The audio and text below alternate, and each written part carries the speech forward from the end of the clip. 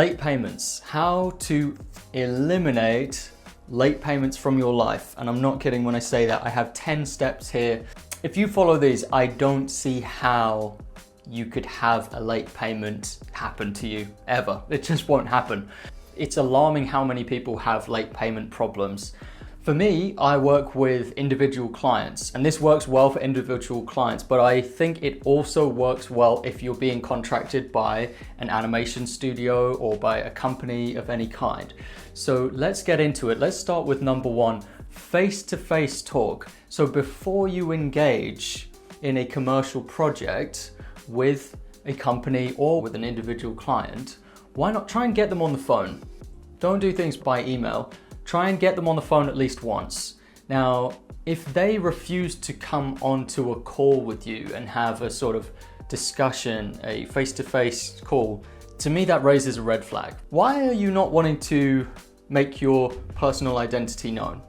There could be a good reason, but there could also not be a good reason. There could be the reason that I'm thinking of using this animator and then dumping them at the earliest opportunity as soon as I used them and spent them up. Okay, so you're screening, you're holding an interview for the client. Think of if you ran a studio, right? You're not just gonna hire anyone off the street without asking them, without finding out who they are. You're going to want to talk to them face to face, see what kind of personality they're like. And you can find out a lot just by reading someone's expression, listening to their responses to certain questions. Just have a discussion with them and think to yourself, is this the kind of person I would trust in a business negotiation? Okay, it's very difficult, I think, for bad actors to keep it a secret that they're bad actors. And so there should be signs. These scammers, they usually leave a wake of destruction behind them wherever they go. And you can see it. But not always, it's not a foolproof way, so that's why it's just point one, okay? Now, going on to number two, step two for what you can do, and I don't hear of any animators doing this, collect verbal references. Now, this is something you do if you're in a company, if you're a studio head, a studio director, this is something you do to find out if the person you're hiring is legit or not. And these days, because of the internet, you can probably do this even without the person knowing, even without the client knowing. If they have a LinkedIn profile, you can go onto their LinkedIn profile, you can pull up some of their friends and associates, you can find their contact information, you can personal message them or give them a call, explain, just be transparent with why you're calling them. So call up this client's friend and just be honest with them. Say, look, I'm about to go into business with this person that I've seen on LinkedIn that you know them, and I just want to ask you, do you think I can trust this person to pay me on time? Are they reliable and that kind of thing? Are they organized? Are they reliable? Have you ever known them to cut corners and these kind of things? Have you ever known them to be unfaithful to their agreements? Now, I think anything less than a glowing review is a red flag. So if the person turns around and says, they can say, I don't know them. I don't know them well enough. And that's totally fine. And then you have to find someone else. But if they turn around and say, maybe they'll pay you, that's terrible. That's a no-go. That's a red flag right there. If they turn around and say, absolutely, I worked with this person, I worked with this individual, and they were always paying me on time. Okay, that's great. You've got the go-ahead there. But anything less than a glowing review or a, I don't know, I haven't worked with them personally, I would say you've got to tread carefully there. Don't say that you didn't see it coming. If you do these things, it should become quite clear what kind of a client you're working with. And I see very few animators doing their due diligence when it comes to working with people. And this is the person that's supposed to be paying you. Don't you want to know what kind of person they are? Don't you want to know if you can trust them or not? Okay, that's point two.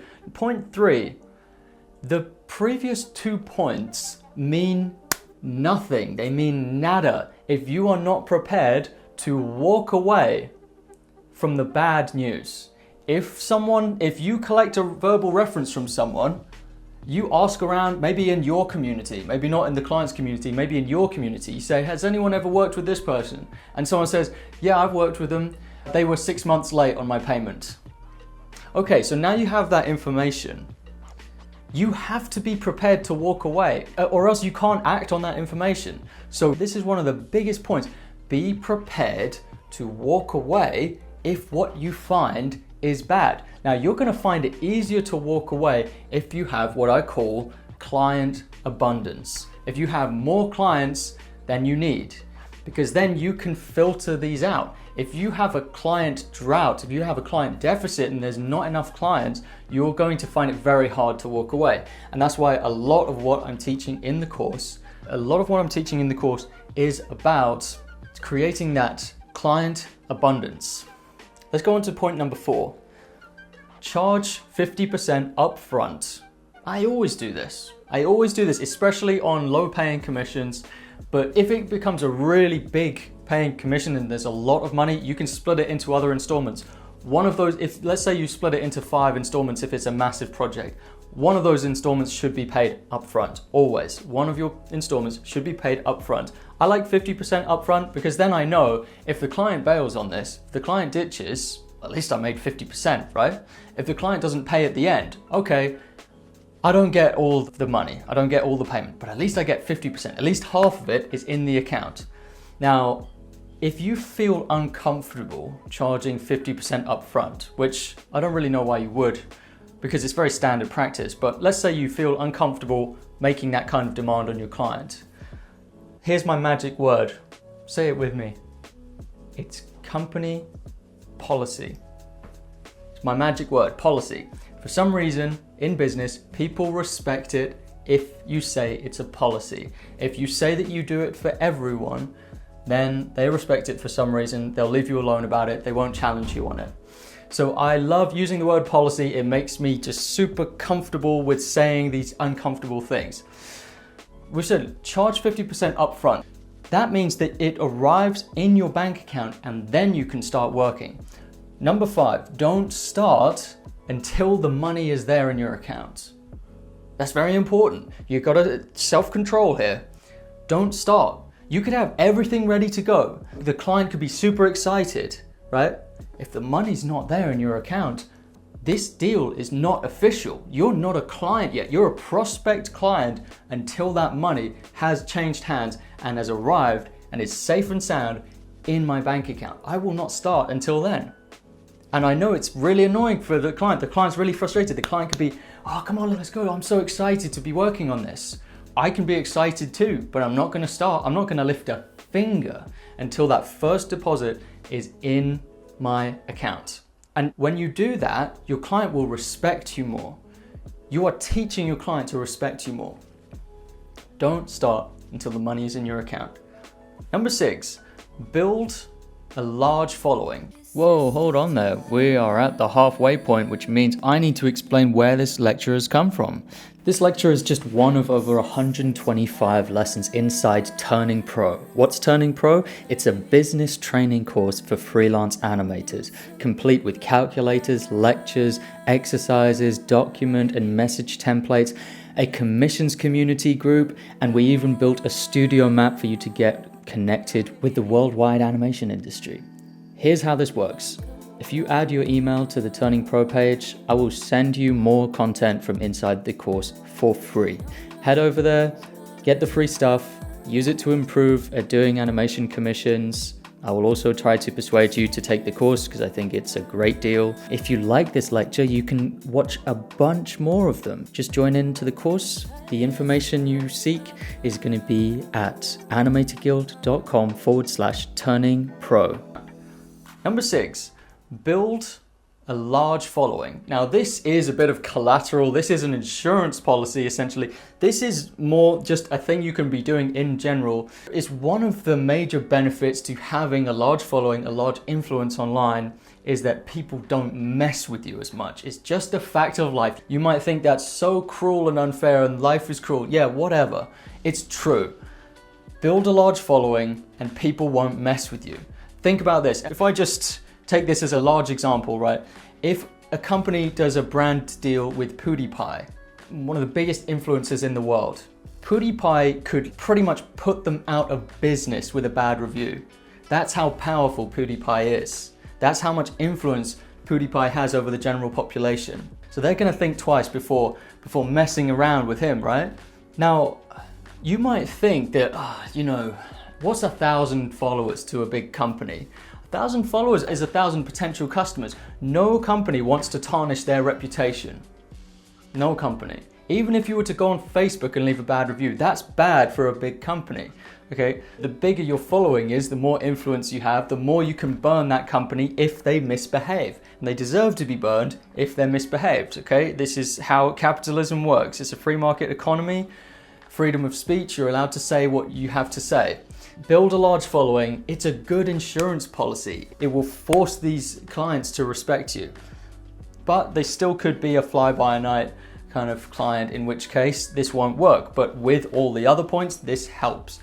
Number 7, we're getting into the technical stuff now. Write a pay deadline in the contract. Guys, it could be as simple as that.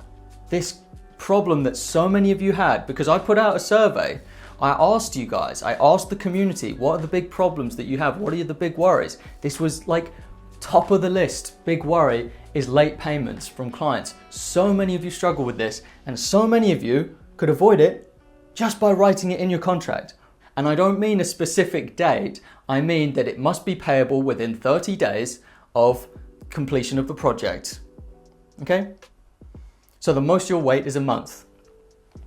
If they don't do that, then they're breaking the contract.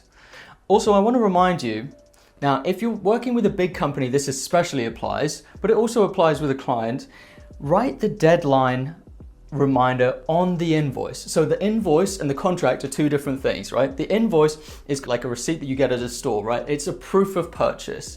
It's a proof of the transaction. It's good for tax records and tax filings and things, but it's also used as a reminder from one party to pay another. So you typically send the invoice when it needs to be paid.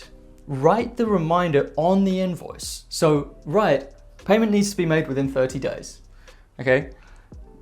That really helps, the deadline reminder on the invoice. They'll actually appreciate that, they'll thank you for it. But also, let's say it's in two different departments. Let's say you've got this department here in this big company that you're working for, and they're responsible for paying the employees. And then you've got this department here, which is like the creative department, and they're responsible for actually working with the employees to make the product, to make the video. So they're not communicating with each other very well. Hardly ever, they're not communicating with each other very well. So writing it on the invoice means that the invoice could be sent to an entirely different department, in which case, when they see that there is a deadline, a contractual deadline to paying this invoice, they're going to put that to the top of their priorities. It's just how it works. I'm not saying it's fair, I'm just saying this is how it works. They put that invoice to the top of the pile and they make sure that they see that one first. Let's go on to number 9. Late payment clause. So this is taking it one step further. Now, this is in a contract, it's not in the small print, you can write it in your contract, both parties will agree on this contract, but you can make it a stipulation. If you're really worried about late payments, which personally I'm not worried about late payments because I have enough money to survive and I can wait a long time until the company finally gets around to paying me. But if you're someone who's worried about late payments, write a late payment clause. You will actually make money if they are late on your payment. So then it turns this thing around where you're like, oh, please, I beg you, please be late with my payment. Please be a month late, because I have it written as a late payment clause in the contract that for every day that you're overdue, whether it's a 14-day late payment contract or a 30-day late payment contract, for every day that you're overdue, you owe me this much money, okay? You can make it $100 if you really want to be steep, you can make it more. But that's gonna penalize them. That's gonna really, if that doesn't put this invoice to the top of their to-do list, then I don't know what will. And you're making money from them being disorganized and late. Number 10, if all of these don't work, if you've seriously been an angel and you've done all 9 of these and you still are super worried about them being late with your payment, number 10 is you can add a dynamic watermark. You can add a dynamic watermark onto your animation results, and you can hold back on giving them any HD or source files until that payment is in your account. That final payment. We're talking about the final payment now, not the first one, not the charge 50% upfront. We're talking about the second 50%. Dynamic watermark. Now, they could potentially put it through a watermark remover, but it being dynamic, they're going to have a lot of trouble taking out that dynamic watermark. They're still going to be able to see it, so they'll be able to preview it and see that, oh yeah, this is really good, this is the stuff that we're talking about, but they won't be able to use it until you give them the HD file. Now, the same goes for source files. I just put source files on there. If they request a source file, you can say, oh yeah, absolutely, you can have the source file when the payment is in my account. They don't get it until they finish with the payment. Now, they should be fine to comply with this. This should not be a problem for them because they will be able to see that you've done the animation. Now, once they have made the payment to you, why on earth would you not give them the final file? So it makes total sense to me. It makes total sense. It's not insulting. It's not disrespectful to watermark this, but let's say you're worried about watermarking it. You're worried about what the client will think. You'll think that the client sees you as being cheap or that sees you as being nasty. Oh, they added a watermark. Ew, a dynamic watermark. Okay, let's say that's you and you're uncomfortable about putting a watermark on your final result. Use my magic word, policy. Just tell them, look, I'm sorry. I don't want to do the watermark thing. I know it's inconvenient. I know it looks bad with the watermark on, but it's my policy. I do it for every client. It's a rule. And they'll go, oh, it's a rule. I didn't realize it was policy. I would never have said anything if I knew it was policy. For some reason, people just respect the boundary of policy, it seems. So that's my 10. If you have done all 10 of these and somehow you still have a horrifically late payment of more than a month, I don't know what to tell you, man. You've done one of these wrong. You've overlooked one of these steps. You should not be dealing with late payments. The best problem is the one that you never have to solve in the first place. Okay, so if you never have the problem come up, if you mitigate the problem, that's the best scenario. So that's why I've put number 1 and number 2 as the best. Face-to-face talk, get to know your client. Get to know them, make sure they're trustworthy. And then number 2, collect verbal reference. I've watched a lot of like crime series. I watched The Sopranos, I watched Breaking Bad and stuff, drug dealers and the crime underworld. What do they always do before, if someone new, fresh, that they've never heard of walks in and asks them to buy some cocaine, right? buy some drugs.